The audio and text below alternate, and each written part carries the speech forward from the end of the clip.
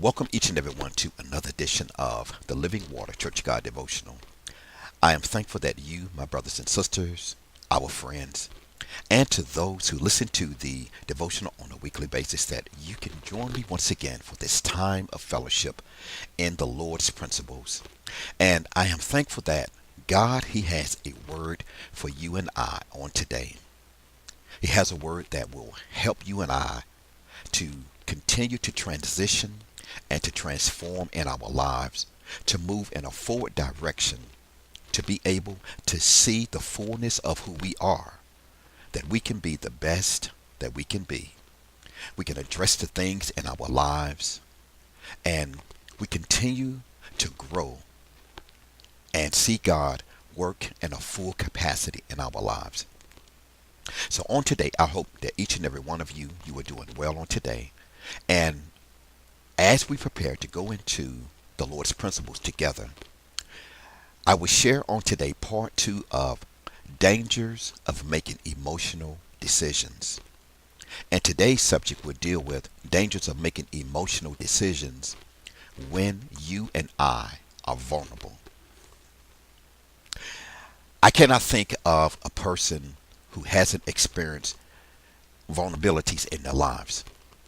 Each of us, we have found ourselves at different places in our lives where we were and where we are and can be susceptible and very open to emotional, physical, mental, different forms of attack or harm that comes to our being and to our person.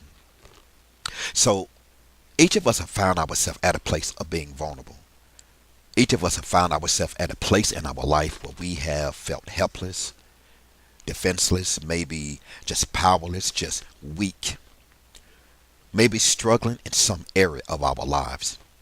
And in those times when we find ourselves vulnerable from experiences that have happened in family, maybe with parents, maybe with siblings, maybe with other relatives, maybe with in-laws, experiences from personal relationships, from platonic friendships, sometimes experiences on the job, sometimes just so many different layers of things that we go through in this life that may have left you open, left you wounded, left you broken, left you crushed, left you devastated, left you at a place where you felt like, I just cannot go on, and life no longer has any value and no longer has any meaning.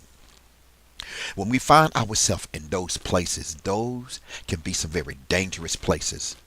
Being vulnerable has positive as well as negative aspects attached to it. It has different ways that it can affect our lives. And we can be open with some people. We can make ourselves vulnerable and open to some individuals, but there are many individuals. We have to always be very careful and guard ourselves. And today's word, it will come from Proverbs chapter 4 and verse 23. The scripture reads, "Keep thy heart with all diligence, for out of it are the issues of life." And that's not talking about your physical heart, but that is talking about your spirit man. It's talking about the different components and the different layers of how you are wired. Your mindset, your emotions, your soul. Keep your heart with all diligence. Another translation reads, from the Good News Translation, it reads, "Be careful how you think. Your life is shaped by your thoughts." I want you to think about this question. Have you ever found yourself at a place in your life where you were so broken, you were so wounded, you were so hurt that you literally just stopped functioning? Maybe something happened from an experience dealing with maybe the death of a loved one, the death of a friend, the death of a parent. Maybe it was the death of a personal relationship. Maybe you lost maybe your job. Something happened where you experienced and suffered loss in your life. And you are at a place, you are at a crossroad a standstill where you are not in your right mindset. There are times when we are vulnerable that we can make some of the most dangerous decisions by opening ourselves up to sometimes the wrong individuals. Now, as stated, being vulnerable, it can have its positive aspects, but also it has its negative aspects. I will touch first on the positive aspects. When we connect with individuals that come into our life, sometimes it may be for a short season, sometimes it may be for a little longer season, sometimes it may be for a long period of time.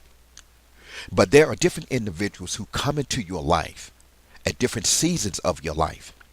And those individuals, when they come into your life, if they add to your life, if they are an asset in your life, if that person is strength in your life, if that person is a blessing in your life, then we may form a bond with this individual where we may open ourselves up to someone who may be your best friend. You may open yourself up to your soulmate. You may open yourself up to someone who has your best interest at heart, where they love you to the soul and they love you, wherein they will always tell you the truth.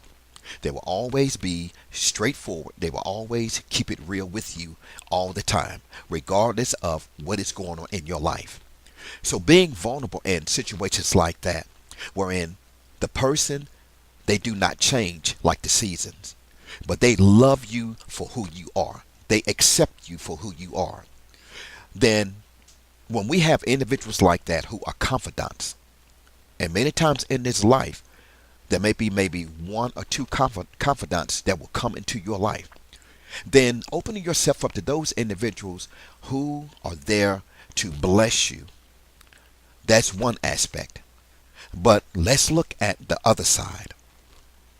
It is very dangerous to make an emotional decision when we have gone through experiences, whether it is grief, it is remorse, it is coming out of maybe a bad situation. It is coming out of maybe a very devastating divorce. It is coming out of a very devastating breakup. I mean, where you were literally crushed and just devastated.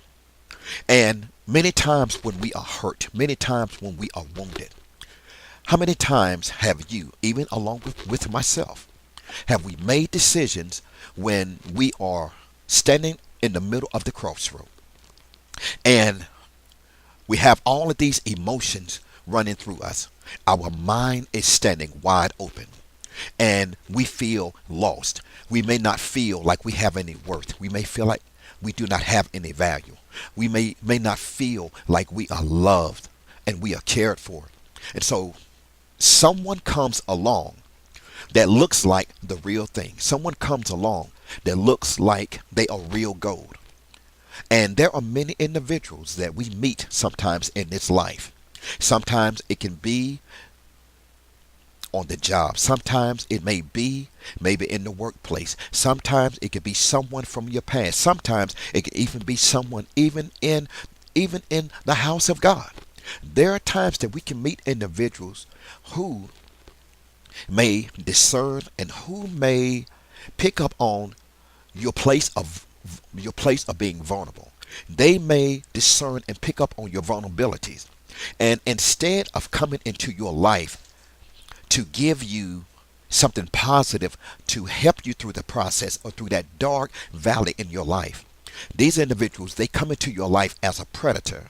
They come into your life as takers. They come into your life or my life as individuals who come to prey on you and who come to suck the life out of you like they are a leech and to coil around you like a snake and to squeeze the life and take everything out of you.